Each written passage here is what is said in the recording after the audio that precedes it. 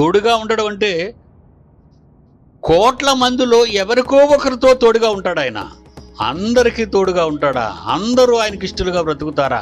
అందరూ ఆయన ఆశలు పండిస్తారా? అందరూ ఆయన కోరికల ప్రకారం జీవిస్తారా?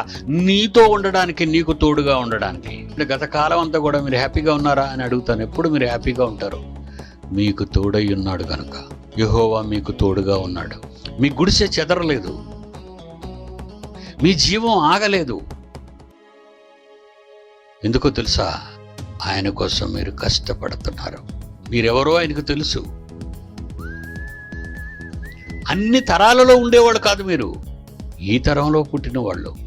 అపోస్తుల తర్వాత, ప్రారంభ క్రైస్తవ్యం తర్వాత 2000 సంవత్సరాలు గత చరిత్రలో ఎవరితో ఉన్నాడు ఆయన? 2000 సంవత్సరాలు మన కోసం వెయిట్ చేశాడు, మనతో ఉండాలని. బాగా ఆలోచించండి మీరు. మనం ఎన్ని కార్యక్రమాలు చేస్తున్నాం. రాబోతున్న 20వ శతాబ్దంలో, రాబోతున్న 21వ శతాబ్దంలో రాబోతున్న నా పిల్లలు అని ఎంత కీడు చేసినా దేవుడు